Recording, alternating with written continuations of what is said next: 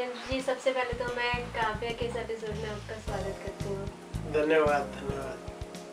सुरेंद्र जी, जो आपकी कविताओं का सफर है लिखने का, वो आपने कब से शुरू करा और किस तरह से जो आपका ये रुझान है वो पैदा हुआ कविता की तरफ? सबसे पहले तो मैं कवि सम्मेलन सुनता था, मेरा पूरा परिवार सुनता था, तो कविता में रुचि बनी। फिर मेरे रिश्ते में भाई लगते थे, वो कवि थे राजस्थानी भाषा के, मोहन मंडेला जी, डेथ हो गई उनकी। बहुत बड़े पोइट थे, उनको मैं कविताएं सुनाते हुए देखता था परिवार में, मित्रों को, कवि सम्मेलन में, तो उनका नाम बहुत होता था, उससे बहुत यश उनको मिलता था, सब लोग पसंद करते थे। तो मेरा टेस्ट डेवलप हो गया कि यार उनकी कविताएं याद करने लगा, दूसरे जो बोलते हैं उनकी याद करने लगा, कोर्स में जो आती थी सिलेबस में उनको याद करने लगा। मुझे बहुत सारी कविताएं याद हो गई। जब मैं उनको सुनाने लगा तो लोगों को अच्छी लगने लगी। धीरे धीरे 71 का वार हुआ तो मैं 6ठी 7वीं कक्षा में रहूंगा। उस समय इंदिरा गांधी हीरो की तरह थी पूरे देश में। उन पर मैंने पहली टूटी फूटी कविता लिखी थी, उसको भी लोगों ने बहुत पसंद किया। अब उसकी लाइनें तो मुझे कुछ याद नहीं, तो मुझे पहली बार लगा कि ये कविता तो मैं भी लिख सकता हूँ, जो कविताएं हैं। फिर मैं जब कॉलेज में गया और अकेला रहा अपने परिवार से दूर, उस दौर में मैंने कविताएं लिखना शुरू किया और कॉलेज के कंपटीशंस में भाग लिया, तो वहाँ फर्स्ट आया। फिर ऑल राजस्थान कंपटीशन 3 बार जीता मैंने, फर्स्ट प्राइज। तो मुझे लगा कि यार हम जो मैं लिख रहा हूँ इसको पसंद भी किया जा रहा है। फिर धीरे धीरे कवि सम्मेलन मिलने लगे। जो आपके कवि सम्मेलनों का सफर है और जो आपकी कविताएं हैं, तो जो हास्य था उस समय का, जो एक पत्नी पे केंद्रित था और पुलिस वालों पे केंद्रित था, उससे बाहर निकल के आपने हास्य की दुनिया बनाई। तो उसके बारे में थोड़ा सा बताइए कि आपके दिमाग में ऐसी क्या विचारधारा आई, क्या ऐसा चीज़ आपके दिमाग में कौन थी जो आपने इनसे अलग हटके कुछ लिखने की कोशिश की? जब मैं मंच पर आया तो मैं वीर रस के कवि के रूप में आया था और गीत भी सुनाता था, लव पोएट्री सुनाता था। बाद में मुझे लगा कि नहीं, हास्य कवि अगर मैं बना, हास्य की कविताएं सुनाने लगा तो मैं ज्यादा प्रसिद्ध होऊंगा, क्योंकि बदलती हुई अभिरुचि जो श्रोताओं की थी उसको मैंने महसूस किया और मैंने हास्य लिखना शुरू किया।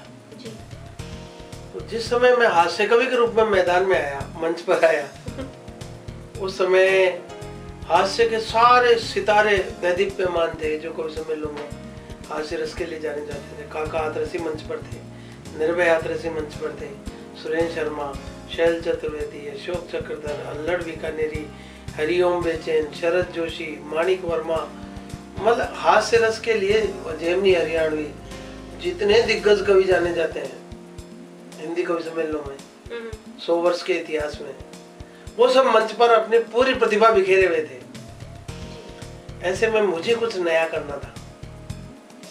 मुझे लगा कि अगर यही जो लोग जो लिख रहे हैं वही मैं लिखूंगा तो कितना नया लिख पाऊंगा। मैंने कहा पुलिस, पत्नी और नेता, ये 3 विषयों पर मुख्यतः कविताएं हास्य की लिखी जा रही हैं, इनसे अलग हटके मैं क्या कर सकता हूँ। तो मुझे लगा हास्य रस में देशभक्ति, ये एक नया फ्लेवर है जो मेरे दिमागी टेम्परामेंट को सूट करता है, क्योंकि मैं राजस्थान से हूँ। देशभक्ति वहाँ गुट्टी में मिलती बच्चों को, तो मैं चीज़ों को देखने का नजरिया मेरा देशभक्ति का था। तो हास्य रस में देशभक्ति में लाया कविताओं में, तो हाथों हाथ पसंद की थी।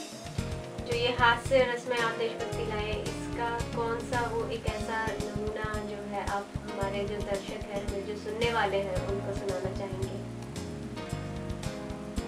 बहुत सारी कविताएं हैं, पर मेरी सबसे ज्यादा प्रसिद्ध कविता मेरा भारत महान है, जहाँ एक विदेशी से मैं संवाद कर रहा हूँ जो मेरे देश को कुछ नहीं समझता,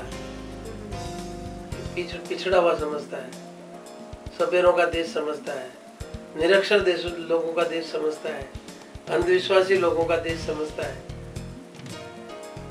उसकी गलतफहमी मैं तोड़ रहा हूँ कुछ लॉजिक से। ये कविता मेरी बहुत प्रसिद्ध रचना है। आप थोड़ा सा उसको अगर सुनाएंगे तो बहुत। एक जरूरत से ज्यादा विकसित देश के वासी ने मुझसे कहा, दुबे जी, अगर आपका भारत महान है तो बताइए संसार के इतने सारे आविष्कारों में तुम्हारे देश का क्या योगदान है? मैंने कहा रे विदेशी सुन, संसार की पहली फायर प्रूफ लेडी इंडिया में पैदा हुई थी, नाम था होलिका, आग में जलती नहीं थी इसलिए उस जमाने में फायर ब्रिगेड चलती नहीं थी। ये तो हिरण्यकश्यप ने प्रहलाद को मारने का षड्यंत्र किया, इसलिए भगवान ने उसकी बॉडी में शॉर्ट सर्किट कर दिया, भगवान की तरकीब चल गई और होलिका जल गई। इस तरह से ये कविता आगे बढ़ती है। और कौन सा हास्यपूर्ण आप हमारे दर्शकों के बीच में रखना चाहेंगे? हास्य में मैंने तरह तरह की कविताएं लिखी है। उन विषयों पर मैंने कविताएं लिखी है जो परंपरागत दृष्टि से हास्य के नहीं है, या जिन विषयों में हास्य सपोज किया ही नहीं जाता, ह्यूमर आ ही नहीं सकता। जैसे एड्स की बीमारी, कहाँ हास्य बताइए? हाँ, ये तो बहुत ही गंभीर विषय है। गंभीर विषय है और भारतीय परिप्रेक्ष्य में अगर अपन देखें तो निषिद्ध विषय है जी। क्योंकि आपको इसकी अवेयरनेस पैदा करने के लिए कहाँ तक जाना पड़ेगा, क्या कहना पड़ेगा, क्या हम भारतीय परिवेश में वो सब कह सकते हैं? That was a challenging subject. मैंने इस पर रचना लिखी। थोड़ा सा आप मुझे बताएं वो किस तरीके की रचना रही और किस तरह से आपने उसमें हास्य डाला?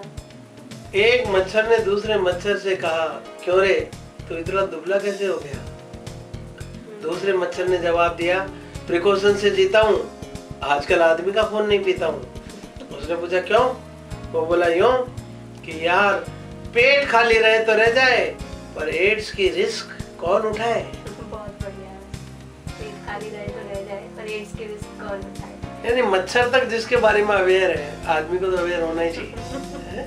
एक कंप्लीट मैसेज है। सही कहा आपने तो गागर में जो है वो सागर भर दिया, एक निचोड़ दे दिया। जैसे एड्स एक बीमारी है, बीमारी के पीछे भी कुछ बीमारियां हैं, उसका मैंने पर्दाफाश किया। मेरे एक मित्र स्वास्थ्य अधिकारी है, वो अपने आप में एक बीमारी है। एक दिन मुझसे बोले, दुबे जी जन जन के मन में डर भरना है, एड्स का प्रचार प्रसार करना है। तब मेरा उनसे यही था कहना कि गुरुजी प्रचार तो मैं कर दूंगा, प्रसार आप करते रहना। बोले क्या मतलब? मैंने कहा जिले का एक दौरा कर लो, बहुत टॉप का अचीवमेंट आएगा। जहां जहां आप जाएंगे एड्स का प्रसार अपने आप हो जाएगा। तो प्रचार और प्रसार शब्द को तोड़कर मैंने ह्यूमर बनाया।